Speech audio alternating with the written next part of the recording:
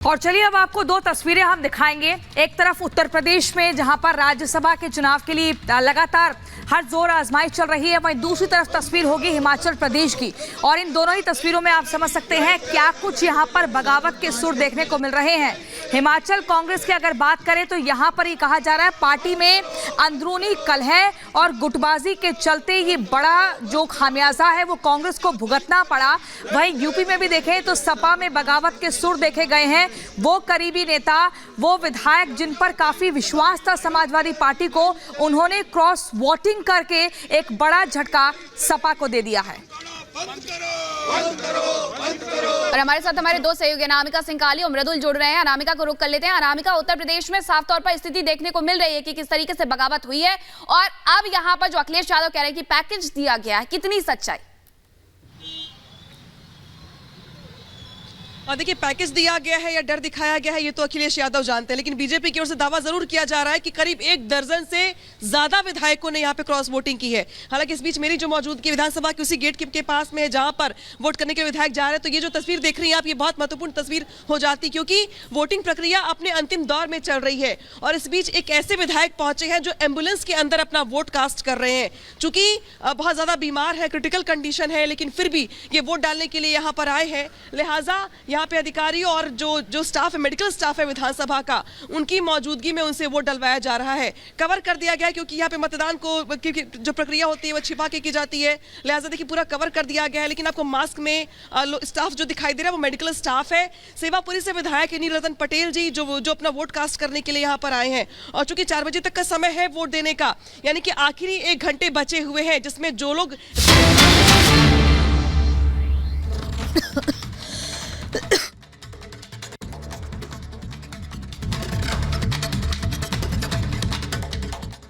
Cast करने नहीं आ पाए हैं, लेकिन यहाँ पर जो सेवापुरी से विधायक है अपना दल के, वो यहाँ पे वोट कास्ट करने पहुंचे हुए हैं। हालांकि सिर्फ 1 घंटे का वक्त बचा है, लेकिन इस बीच जो दावा है बीजेपी की ओर से वो ये है कि बीजेपी के एनडीए के 8 प्रत्याशी यहाँ पर जीत रहे हैं।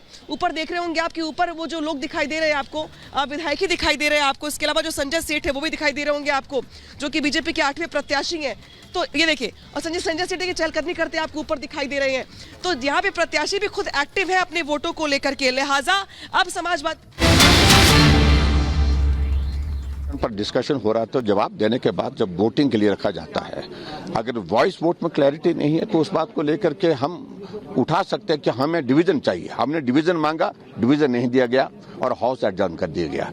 और उसके बाद जब हाउस लंच के बाद रीअसेंबल हुआ, उस वक्त फिर हमने अपनी बात को रखने की कोशिश की, नहीं सुना गया। और थोड़ा सा शोर वहां पर सत्ता पक्ष के लोगों ने करने की कोशिश, क्योंकि सत्ता पक्ष वालों को मालूम पड़ गया कि बहुत मुश्किल हो गई उनके लिए। और ऐसे में जब उन्होंने इस तरह से किया तो स्पीकर ने एक ही बात कह करके आसन छोड़ दिया कि यहाँ हाउस जो है वो इन ऑर्डर नहीं है, इसलिए कार्यवाही आज की स्थगित करके कल के लिए 11 बजे तक की जाती है। और मैं समझता हूँ ये बहुत दुर्भाग्यपूर्ण है। और उसके बाद जब हम स्पीकर को मिलने के लिए गए, स्पीकर साहब को उन्होंने मार्शल लगा दिया अपने दरवाजे पर, और कभी आज तक ऐसा नहीं हुआ। स्पीकर से सभी लोग मिलते रहे हैं और मिलकर के बात करते रहे हैं। हमारे हाउस के अंदर जो मसले होते हैं उनको अब स्पीकर के पास लेकर के एक बार या अनेकों बार जाते हैं। और अंदर जाकर के जब हमने बात कही उनसे और मुकर गए तो मैंने तो लगाए नहीं। मार्शल कहते हैं कि हमको कहा कोई अंदर नहीं आना चाहिए, और जब अंदर गए तो स्पीकर साहब बोलते हैं कि हमने कोई आदेश नहीं दिए हैं। तो सत्य क्या है, इस सारी बात को लेकर बहुत बड़ा प्रश्न चिन्ह है। लेकिन विधानसभा के अध्यक्ष के नाते आज अध्यक्ष महोदय ने गरिमा तार तार कर दी। सर, मुख्यमंत्री कह रहे हैं क्योंकि जो रूलिंग के लेजिस्लेटर भी हैं वो स्लोगन शाउटिंग करते हुए बाहर आए, वो कह रहे हैं ऑपोजिशन मिसबिहेव कर रहा है, ऑपोजिशन के जो लेजिस्लेटर्स है। How would you respond? हम मिसबिहेव करने का मतलब नहीं बनता है। लोकतंत्र में अपनी बात को कहते हैं, अपनी बात को कहने के लिए हमने अगर स्लोगन शाउटिंग की तो मुझे लगता है उनको परेशानी नहीं होनी चाहिए इस बात। क्या sir Bharatiya Janata party floor test के लिए हम तो चाह रहे हैं, हम देखिए अभी तो बजट है, कल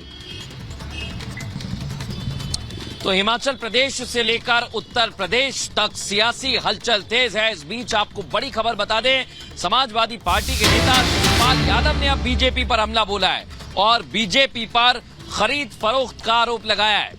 इतना ही नहीं, शिवपाल यादव ने कहा है आज से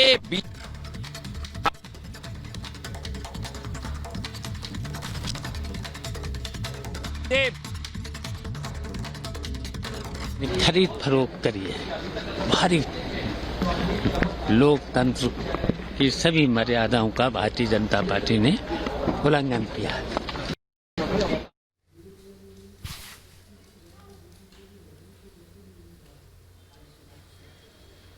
तो सुन रहे थे आप शिवपाल यादव को, जो गंभीर आरोप लगा रहे थे। समाजवादी पार्टी की तरफ से भी आरोप लगाए जा रहे हैं कि दरअसल बीजेपी ने इस पूरे के पूरे चुनाव में जिस तरीके से विधायकों पे प्रेशर बनाया है, दबाव बनाया है, पुराने मुकदमे याद दिलवाए हैं, ईडी का डर दिखाया, लेकिन इन सबके बीच जो वोटिंग प्रक्रिया है वो लगातार चल रही है। 3 बज गए हैं और सिर्फ 40 मिनट का वक्त और बचा है जब वोटिंग हो सकेगी। तो जो विधायक एम्बुलेंस के जरिए आए थे वो अपना वोट कास्ट कर चुके हैं, वो अपना वोट दे चुके हैं। अब धीरे धीरे एम्बुलेंस को बंद करके सीधे उनको यहाँ से इसी गेट से होकर के बाहर ले जाया जाएगा। और देखिए अब सिर्फ 40 मिनट्स बचे हुए, यानी कि जो अंतिम दौर के कुछ विधायक अगर बचे होंगे तो वो यहाँ पर वोट डालेंगे। हालांकि विधानसभा के स्टाफ के जानकारी के मुताबिक 90% वोट यहाँ पे दिए जा चुके हैं, यानी कि जिन जिन लोगों को वोट देना था वो अब तक आकर के वोट दे चुके हैं। समाजवादी पार्टी के 3 विधायक, जिसमें से इरफान सोलंकी, इसके अलावा रमाकांत यादव और सुभाषपा से विधायक अब्बास अंसारी, ये तीनों लोग जेल में हैं। तीनों के जेल में होने की वजह से वो यहाँ पे वोट कास्ट करने के लिए नहीं आ पाए हैं। इसके अलावा जो लोग स्वस्थ थे या किसी भी जिले में हो, किसी भी जगह पे हो, उन सबको बुलाया गया था। लगभग 90% से ज्यादा की वोटिंग हो चली है। 4 बजे वोटिंग प्रक्रिया बंद कर दी जाएगी। 1 घंटे का गैप दिया जाएगा पूरे के पूरे स्टाफ को। 5 बजे के बाद यहाँ पर जिस तरीके से काउंटिंग की बात निकल के सामने आ रही है, 6 बजे के बाद डिक्लेयर कर दिया जाएगा। इस बीच अभय सिंह, जो कि समाजवादी पार्टी के विधायक है, उनकी ओर से बड़ा बयान सामने आया। अंतरात्मा की आवाज सुन करके आज वोट किया है। अभय सिंह उसी ग्रुप में शामिल है जिस ग्रुप ने आज बगावत की है, चाहे मनोज पांडे हो, चाहे वो माफ कीजिएगा राकेश प्रताप सिंह हो, या इसके अलावा अभय सिंह, या इसके अलावा पूजा पाल। तो ये वो चेहरे जिन्होंने बगावत की। अभय सिंह ने जो कुछ कहा है उसको लेकर के यहाँ पे खास बात की रिपब्लिक भारत ने, सुनिए। हमारे साथ विधायक अभय सिंह मौजूद हैं। क्या कहेंगे सर, वोट हो गया कि नहीं? वोट हो गया। क्या कहेंगे भगवान राम की आप आज याद दिलाए सुबह सुबह, क्या सोच रहे थे भगवान राम के बारे में? भगवान राम के बारे में आज ही नहीं, रोज सोचते हैं। जब भगवान राम का ही प्रभाव था क्या? राम का अंतरात्मा तो सब पे है, आप पे नहीं है, तो सब पे रहेगा। अंतरात्मा भगवान राम के। नंदन जय सिया राम।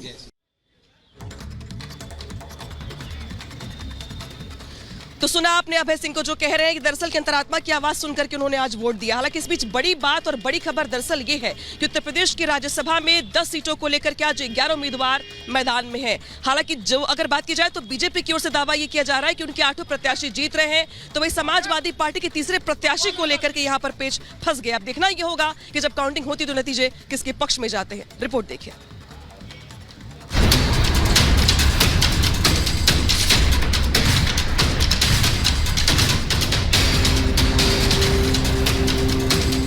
उत्तर प्रदेश में 10 राज्यसभा सीटों के लिए हो रहे चुनाव के दौरान जो खबरें सामने आ रही हैं, सपा के विधायकों को लेकर जो अटकलें लगाई जा रही हैं, उससे लग रहा है कि बीजेपी ने जो अंक गणित सेट किया है उससे अखिलेश का समीकरण बिगड़ गया है। समाजवादी पार्टी में सेंधबारी करने में बीजेपी कामयाब होती दिख रही है, जिससे सपा की बौखलाहट अब साफ नजर आ रही है। कौन नहीं जानता है कि भारतीय जनता पार्टी जीतने के लिए कोई भी हथकंडा अपनाएगी। भारतीय जनता पार्टी ने सब कुछ किया है वोट लेने के लिए, और जो लोग गए हैं उनमें साहस नहीं रहा होगा सरकार के खिलाफ खड़ा होने में। ये देखिए, समाजवादी पार्टी के चुनाव चिन्ह से जीते थे, तो देखिए देखा जाएगा आगे। इस तरीके से अगर होगा तो फिर बाद में हम लोग भी देखेंगे।